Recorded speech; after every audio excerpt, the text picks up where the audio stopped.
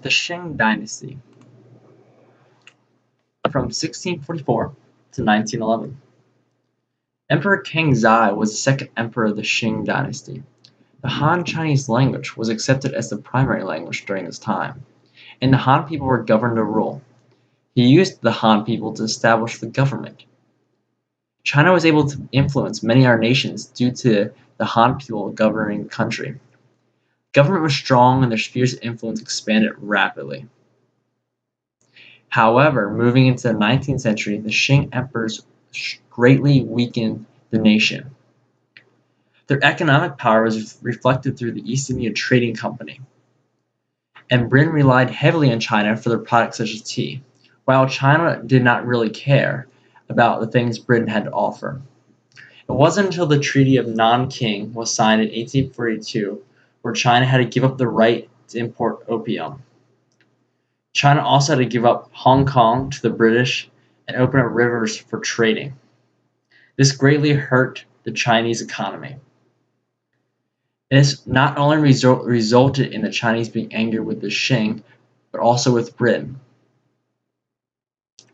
Once China surrendered the rights of inland water navigation and railroad building, their economies continued to suffer.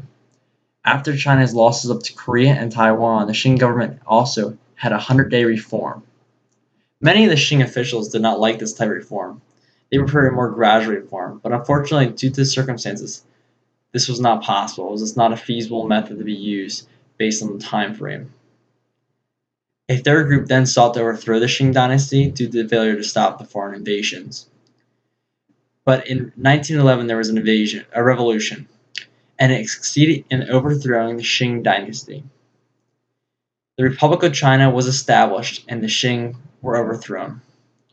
Overall, the Qing dynasty was a failure. It was unable to control the internal and external issues presented in China, and ended up transferring over to the trading the Chinese had with the Europeans later.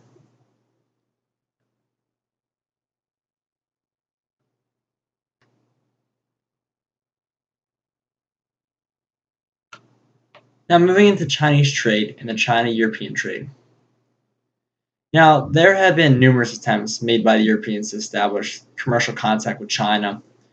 China was believed to have some great treasures, and it was even stated some of the finest treasures.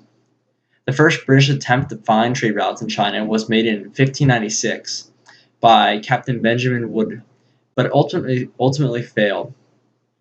And in 1672, the English East India Trading Company finally secured a trading route, a trading post in Taiwan, 10 years after the Dutch East India Trading Company had been expelled from the island from the Chinese. Now, the Taiwan factory at Canton of the Royal Charter, the company was granted the privilege to monopolize the trade. But in doing so, it greatly hurt Chinese economy because they struggled to make deals with other companies in Britain. And in 1833, the East India Trading Company was actually abolished due to these circumstances. And China's trade opened up to the competition. Dozens of British parliaments and companies were petitioning for this to change, and it ultimately helped the Chinese economy and Britain's as well, because Britain greatly needed some of the resources that China had to offer. By the 1830s, though, opium flooded the entire black market, and China is really struggling to get around this, and it really hurt their economy because so many rich resources flooding their economy hurt them greatly. It wasn't until the Asian trade boom, where they were able to start gaining some ground, and this was in the 1980s and 1990s. And it was really the main source of economic dynamics that really helped reform China and really develop them.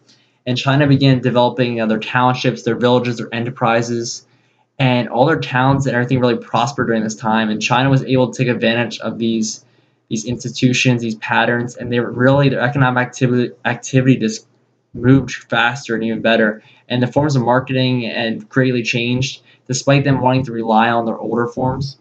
And the Beijing government, like its Qing predecessors, liked to feel the stability by using the old methods of marketing. But some of these did change, and it did help China economically grow through trade with the European nations.